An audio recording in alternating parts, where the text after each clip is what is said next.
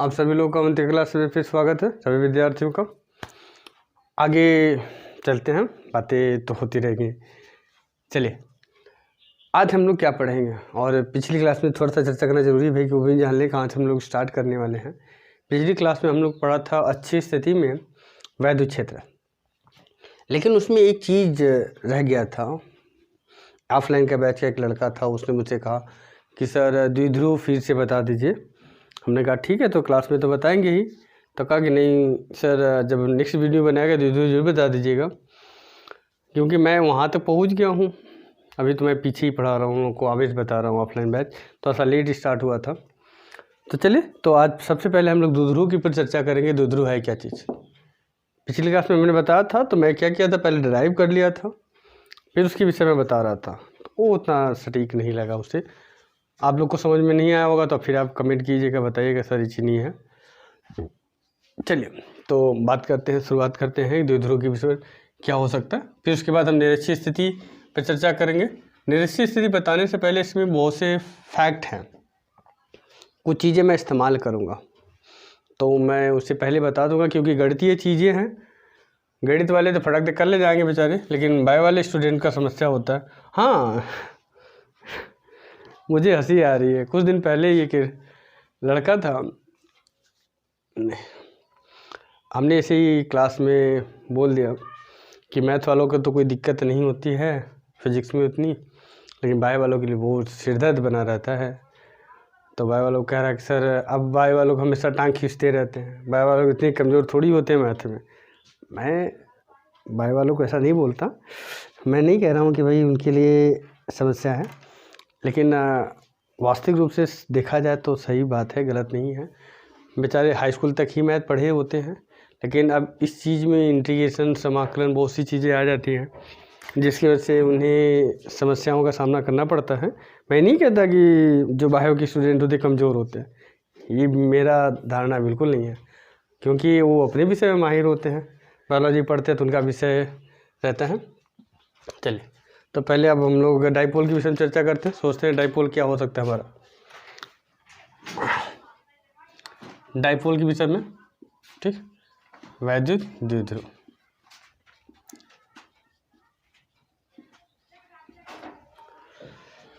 वैद्युत द्विध्रुव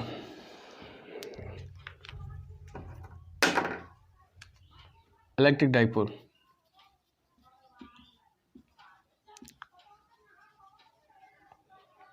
देखिए भाई क्या होता है, ध्यान से सुनो।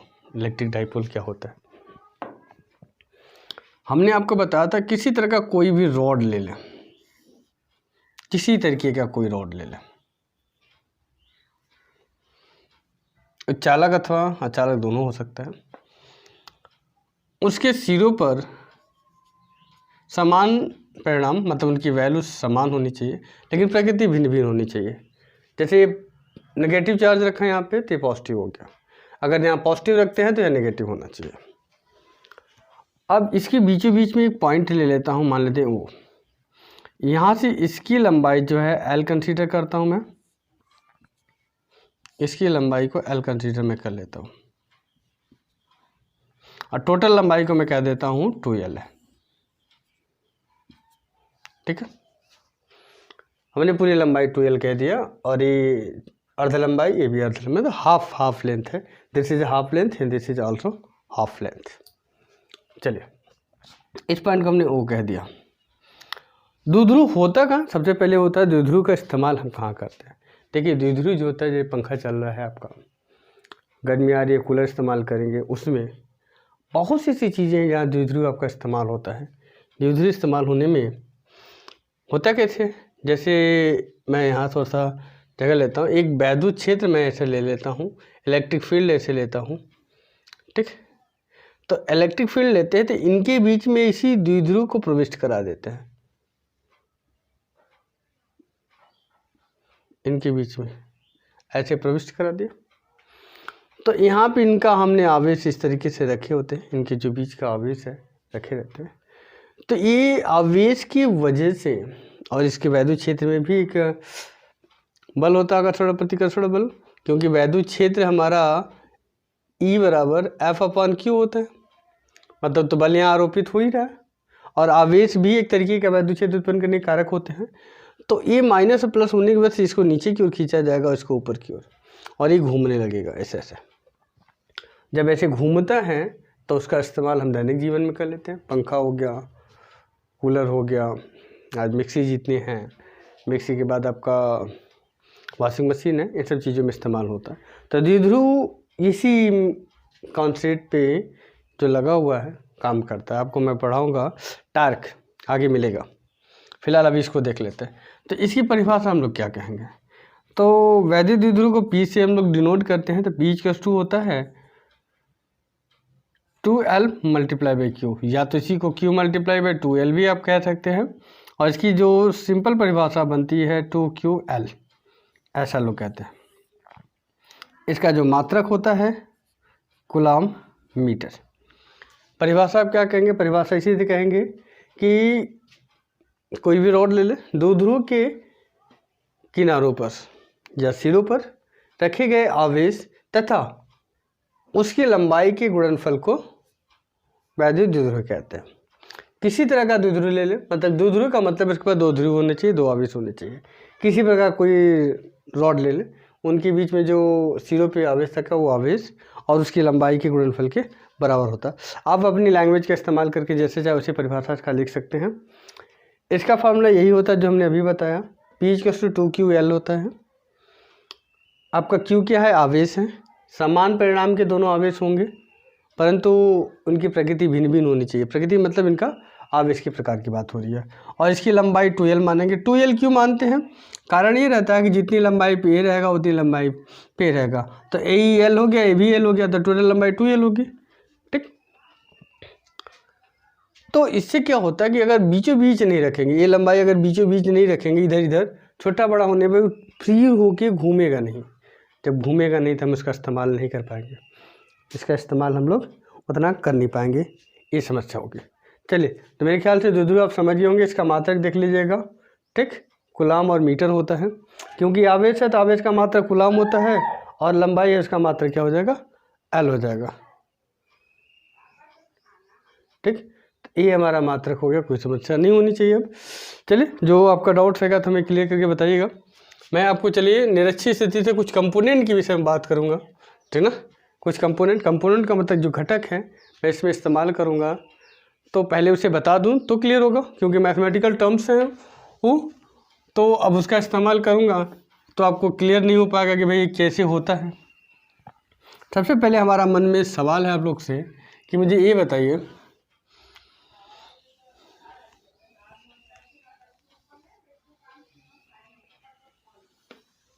मैं इसे मिटा देता हूँ। सबसे पहले मुझे बताइए कुछ घटक के विषय में। आप घटक तोड़ना जानते हैं कि नहीं, जो घटक हमारा है, ठीक है, घटक को कंपोनेंट कहते हैं। आप इसको तोड़ना जानते हैं कि नहीं,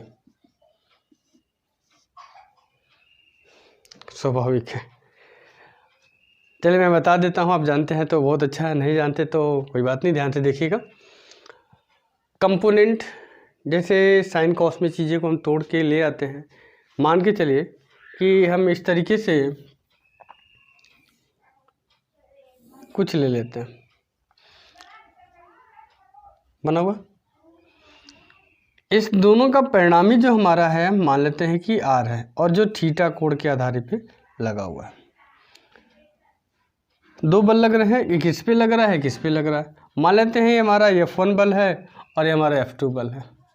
कुछ भी हो सकता है, बल हो सकता है, वैद्युत क्षेत्र हो सकता है, ठीक, परिणामी हो सकता है। हम वैद्युत क्षेत्र पे चर्चा कर लेते हैं। चलिए, अच्छा, यहाँ पे E1 वैद्युत क्षेत्र लग रहा है, V2 वैद्युत क्षेत्र लग रहा है, और इन दोनों का परिणामी जो है E वैद्युत क्षेत्र लग रहा है।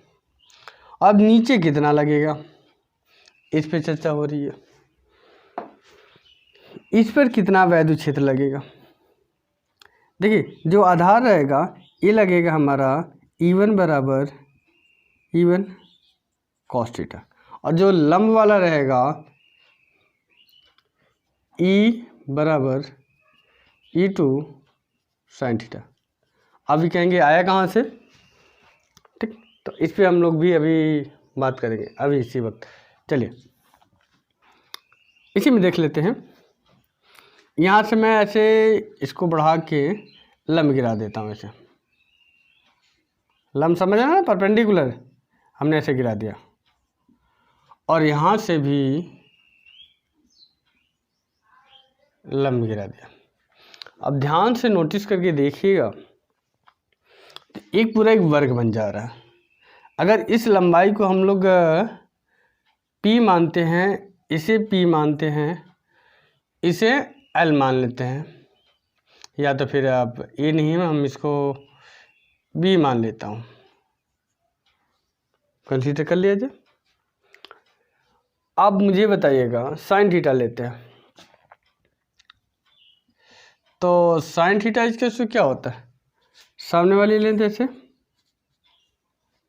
लंब होती है, कोण की सामने वाली भुजा क्या होती है, सदैव लंब होती है, तो ये लंब हो जाएगा, और ये वाला हिस्सा जो रहेगा हमारा क्या होगा, कर्ण होगा। तो साइन थीटा इसके से क्या होता है, लंब बटे कर्ण, ठीक। तो लंब हमारा P हो गया, कर्ण हमारा E हो गया। ध्यान से देखिएगा, मैं इसे बाहर निकाल दूँ तो देखिए ये ऐसे बनेगा कुछ इस तरीके का, ये P है, यह थीटा है, और ये हमारा E है, और ये हमारा E बना है, देखिए नीचे है ना, इस तरीके से। चलिए, नीचे हमारा E1 है, और ध्यान से नोटिस कीजिएगा ये ऊपर की ओर जा रहा है, तो ये भी सामने वाला ऊपर की ओर है, ठीक। तो जितनी लेंथ ये होगी उतनी लेंथ इसको कंसीडर कर लेते हैं, तो P जो है हमारा E2 हो जाएगा।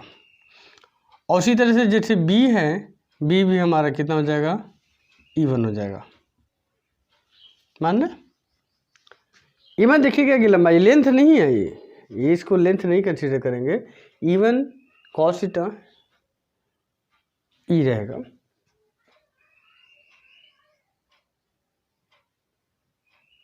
गलत लिख गया था भाई, चलिए अब सही हो गया। कैसे आता है वो देख लेते हैं। तो हमारा साइन थीटा इसके से क्या होता है, परपेंडिकुलर अपॉन हाइपोटेनस, मतलब लंब अपान कर्ण, ये होता है साइन थीटा इज टू। आप हाई स्कूल में पढ़ के आए होंगे त्रिकोणमिति में, तो sine theta is to hypotenuse नीचे होता है, परपेंडिकुलर ऊपर होता है, या तो आप ऐसे कह सकते हैं लंब बटे कर्ण। ध्यान से देखिएगा, तो सामने वाला लंब हो गया, लंब मतलब P हो गया, P मतलब हमारा ये E2, तो साइन थीटा यहाँ पे रख देता हूँ मैं, E2 अपॉन कर्ण हमारा कितना है, E है, यहाँ डिवाइड इस साइड भेज देता हूँ, तो ये गुणा में हो जाएगा E साइन थीटा बराबर E2।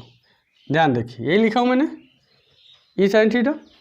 उसी तरीके से अगर इसका कॉस थीटा आप लेंगे तो आधार बटे कर्ण होता है, तो आधार आपका ये रहा पूरा E1, कर्ण जब सामने वाली सबसे बड़ी भुजा जो E है, E1 है भाई, ये डिवाइड में इधर भेज देंगे, तो ये हो जाएगा E cos theta E1, E cos theta हो गया, E2 ले लिया तो E sin थीटा। ये हमारा कोड और का साथ से निकल के आ गया। उसी तरीके से आप इस पर बताइए, होमवर्क रहेगा आपका, मैं बता दूंगा थोड़ी देर रुकने के बाद, सोचेगा। ऐसे ले लिया हमने, ये R ले लेता हूँ, यहाँ पे थीटा एंगल है, ठीक।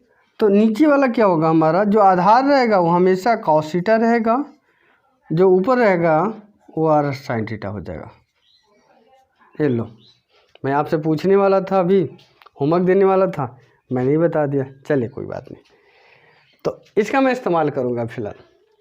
तो एक कंपोनेंट है, घटक है आपका, कई जगह इस्तेमाल होता है, गुरुत्वाकर्षण आप पढ़ेंगे तो उसमें भी इस्तेमाल होता है, तो उसमें इस्तेमाल करते हैं।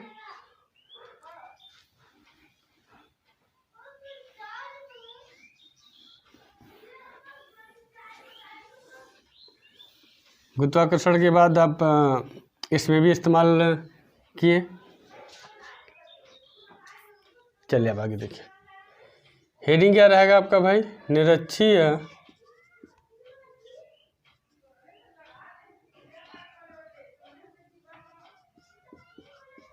निरस्त स्थिति में वैद्युत क्षेत्र। हमारी राइटिंग थोड़ी गड़बड़ है, सही से लिख नहीं पाते ना। ये हो गया हमारा इलेक्ट्रिक फील्ड। चलिए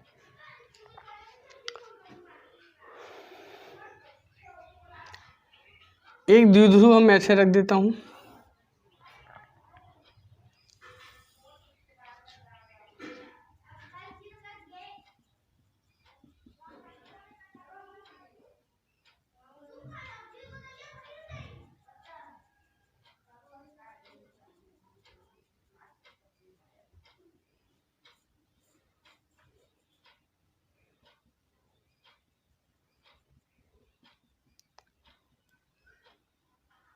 चलिए यहाँ पे हमने रख दिया माइनस क्यू ऑब्स रख दिया, यहाँ पर रख दिया प्लस क्यू ऑब्स। एक पॉइंट ओ हम कंसीडर कर लेते हैं। इधर की लंबाई हमने एल ले लिया, इधर की भी लंबाई हमने एल ले लिया। निरक्षी का मतलब समझते हैं कि नहीं आप पहले? चलिए निरक्षी का मतलब होता है वाई अक्ष पे लेना है और अच्छी का मतलब एक्स अक्ष पे लेना है। ध्यान रखिएगा, अच्छी का मतलब एक्स अक्ष पे लेना है, निरक्षी का मतलब वाई अक्ष पे लेना है। ठीक, ये चीज़ इधर का छोटा हो गया भाई, थोड़ा सा यहाँ ले लेते हैं ना, बराबर हो गया। अब चलिए एक पॉइंट ले, इस बिंदु से कुछ दूरी आर पर, कहाँ भाई? एक बिंदु आर, कितना दूरी है भाई? आर दूरी है। यहाँ पे एक पॉइंट कंसीडर करता हूँ पी। ये यहाँ पे वैद्युत क्षेत्र की हमें गणना करनी है। किस जगह पर? बिंदु पी पर। फिर से सुनिए, एक हमने कोई द्विध्रुव लिया जिसके यहाँ सिरे पे ऋण आवेश रखा, यहाँ पे क्यू आवेश रखा। इसकी लंबाई एल कंसीडर के लिए, इसकी भी लंबाई एल। हमने अभी बताया था द्विध्रुव की लंबाई 2l होती है, तो दो लंबाई हमने क्या 2l ले लिया। और इस बिंदु से आर दूरी पर, इस बिंदु से आर दूरी पर कोई बिंदु P है, यहाँ पर वैद्युत क्षेत्र की गणना करनी है। वैद्युत क्षेत्र की गणना करनी है। फिर से समझे, मतलब कि बिंदु से आर दूरी पर वाई अक्ष पे, ध्यान से देखिएगा ये पूरी वाई अक्ष बन रहा है ऐसे। इससे कुछ दूरी पर हमें वैद्युत क्षेत्र निकालना है। वहाँ पे हम मान लेते हैं कि भाई क्या है, हमारा बिंदु P है। जब इसे घटक के रूप में, इसे आप सीधे थोड़ा सा ऐसे बढ़ाएंगे,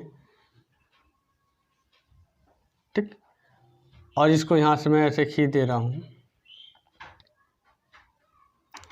थोड़ा सा टेढ़ा भी रहा है, सीधा कर लो भाई से। ये इसको ऐसे ऐसे खींचेंगे,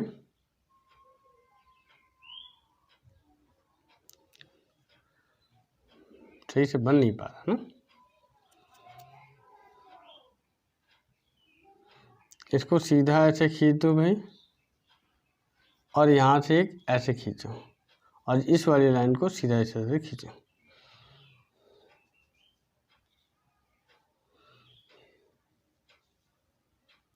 चलिए मैंने ऐसे ही बना दिया, टाइम लग रहा है। इसको E1 मान लेता हूँ, इसको हम E2 मान लेता हूँ, और इनका जो परिणामी है वो E मान लेता हूँ। हो गया। और ये भी हम मानते हैं कि ये जो कोण थीटा कोण है पे आंतरित है। अब बताइएगा हमें ये दूरी कितनी होगी? ये लंबाई L है, ये लंबाई R है, तो इसे लिखेंगे अंडर रूट में R square plus L square. कहाँ से लिखेंगे भाई, कैसे लिखेंगे? इसको लिखेंगे पाइथागोरस प्रमेय से। जब किसी हम समकोण त्रिभुज में ऐसे लेते हैं, अगर हमारा आधार L है, लंब R है, तो ये हमारा कर्ण हो जाएगा। मान लीजिए कर्ण को क्या कहता हूँ, तो सूत्र होता है कर्ण का स्क्वायर, आधार का स्क्वायर प्लस लंब का स्क्वायर। तो हमारा लंब R है, R का स्क्वायर रख देता हूँ, और आधार L है तो L स्क्वायर रख देता हूँ। यहाँ पे कर्ण का स्क्वायर है, रख देता हूँ। तो कर्ण निकालेंगे, स्क्वायर इस साइड भेजेंगे तो अंडर रूट में हो जाएगा, L square plus R square. हो गया। तो वही चीज़ हमने लिखा हुआ है। तो ये क्लास 8 में आपको पढ़ाया जाता है। चलिए वापस आइए, रफ वर्क था थोड़ा सा हमने दिखा दिया। इसको भी वही दूरी हो जाएगी r² + l², आगे पीछे लिख सकते हैं। अब हमें बताइएगा ई कोण थीटा है तो यहाँ का भी कोण कौन सा हो जाएगा, थीटा हो जाएगा।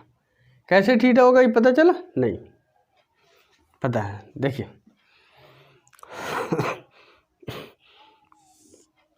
गला मेरा थोड़ा सा गड़बड़ा आज।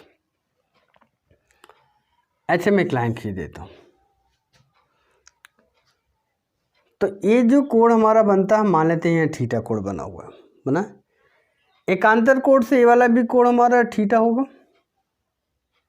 होगा कि नहीं होगा, और ये होगा शीर्षाभिमुख कोण से ये थीटा हो गया।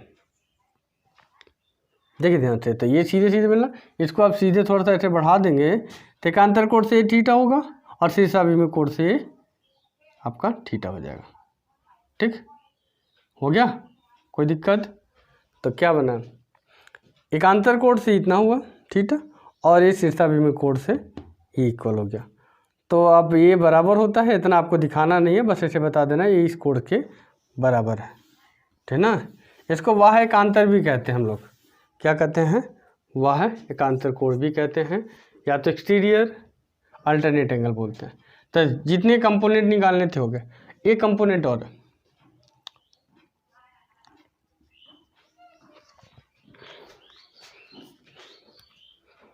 बनाइए इसको थोड़ा सा।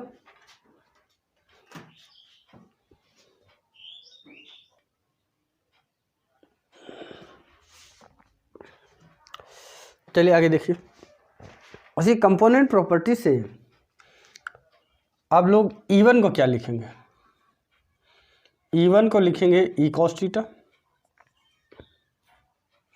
लिखेंगे। उसी तरीके से ऊपर वाला E2 को आप लिखेंगे E sin थीटा। ध्यान से देखिए, अभी फिलहाल इस आवेश की वजह से इस पे है, उसी तरीके इस आवेश की वजह से भी इधर जाएगा, ऐसे इधर होगा। मान लेते वैद्युत क्षेत्र ई हो गया, जैसे इधर का E1 है इधर का भी हमारा E1 होगा। हम आप कुछ भी मान सकते हैं, ज़रूरी नहीं है। किसी किसी किताब में जो लंब वाला रहता है उसको दिखाते ही नेगलेक्ट कर देते हैं, क्योंकि लंबवत होता है तो लंब पे हम उसको गणना करते ही नहीं है, ठीक, प्रभाव में नहीं आता। तो हम क्या काम करेंगे, इसे छोड़ देंगे लंब वाले को। तो ई ले लिया, इसको हम क्या कहते हैं, किसी किताब में इसको जैसे हमने E2 माना हुआ है, इसको E2 कर देंगे, इसे कुछ और मान लेंगे, ई डैश मान लेंगे, एक्सेट्रा चीज़ें। तो जितना ई है ये भी समान रहेगा, तो इसका भी हम क्या लेंगे, ई cos थीटा, ये लंब हो जाएगा, ऊपर वाला हमारा ई sin थीटा रहेगा ये, ठीक है। अब इसकी वैद्युत क्षेत्र की गणना करना स्टार्ट करते हैं हम लोग। तो डायग्राम हमारे विचार से आप समझ गए होंगे, एक कंपोनेंट के आधार पर हमने इसको लिखा, कैसे, जो अभी हमने थोड़ी देर पहले आपको कंपोनेंट पढ़ाया था उसी आधार पे लिखा। ये आधार है इसलिए ई cos थीटा, ये लंब था इसलिए ई sin थीटा। तो हम ई sin थीटा नहीं लेते क्योंकि मध्य में है, इसके आवेश का प्रभाव इस पर नहीं होता, किनारे किनारे रखा हुआ इसलिए आधारों पर इसका प्रभाव ज़्यादा होता है।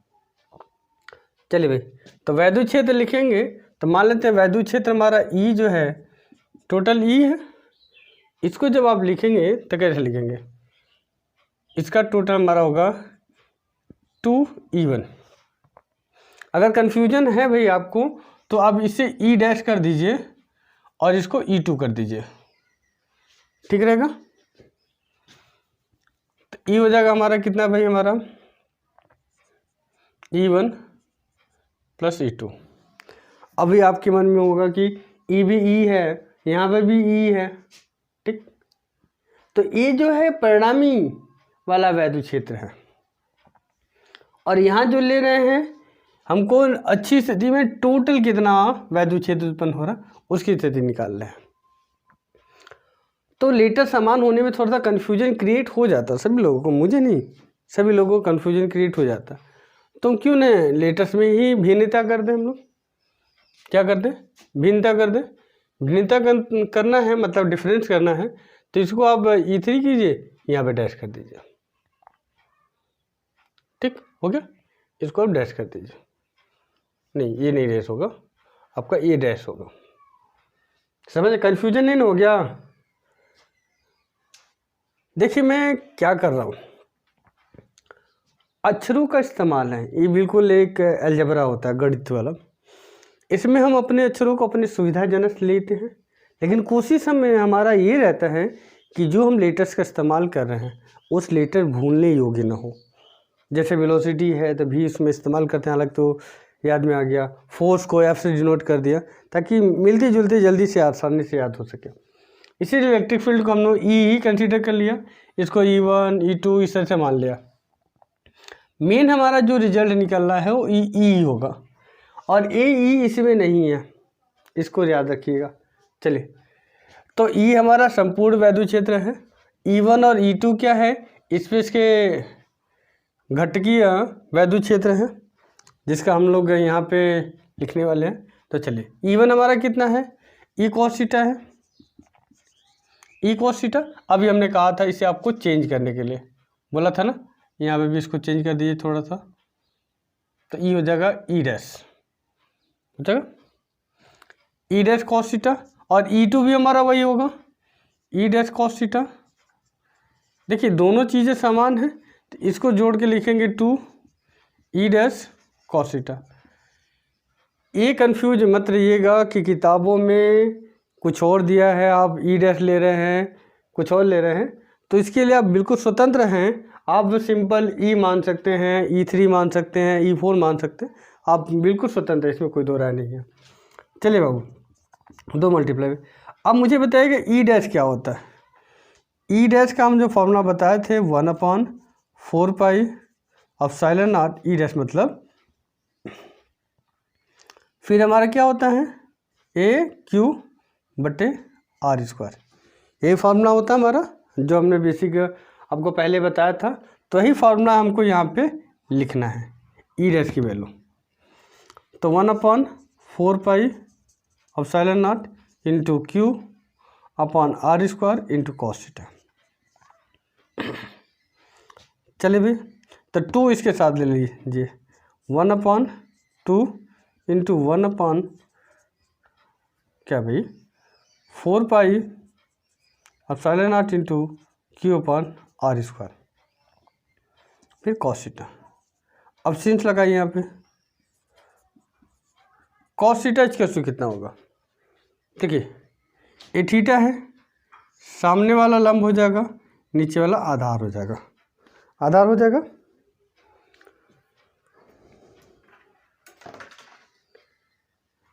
तो cos थीटा इसका क्या होगा, आधार बटे कड़।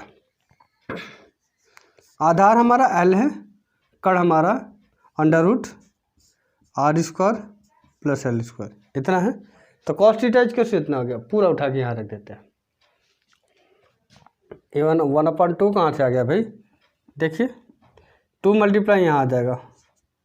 अब ठीक है मामला, तो इसको लिखेंगे आप लोग 1/4 pi epsilon not 2Q/R² into, इसको जब लिखेंगे आप L/√R² प्लस L², इतना लिखेंगे। इसको सेकंड भाई यहाँ लिखता हूँ मैं, क्या लिखेंगे भाई 1/4 pi epsilon not 2QL/R² into √R² plus L²। यहाँ लगा देता हूँ भाई, सिंस 2QL इक्वल्स टू कितना होता है हमारा P होता है, और R is greater than L, तो L² टेंडिंग टू कितना हो जाएगा 0, L² टेंडिंग टू 0, मतलब L² की वैल्यू क्या हो जाएगी, शून्य के बराबर, लगभग शून्य मान लेंगे इसको, लेकिन शून्य होगा नहीं। चलिए आगे देखिए, 1/4 pi epsilon not into 2QL/R², value put कर दीजिए ना, क्या है P की वैल्यू कितनी है भाई हमारी 2QL की वैल्यू P है, रख देता हूँ। अंडर रूट में R² प्लस L की वैल्यू 0 रख देता हूँ, L², मतलब L² टेंडिंग टू 0, तो 0 रख देता हूँ। तो क्या निकल जाएगा भाई हमारा 1/4πε0 P/R²।